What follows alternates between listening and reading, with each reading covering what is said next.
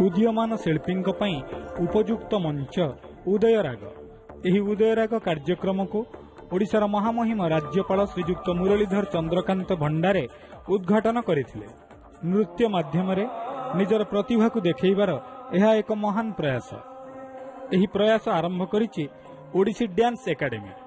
Academy पक्षरु शनिवार ठारू आरंभ होइतिला एही नृत्य उत्सव उदयराग। मंगला चरणरू आरंभ होइतिला उदयरागर सांस्कृतिक कार्यक्रम। सर्वप्रथमे गणपति वंदनारू आरंभ होइतिला कार्यक्रम।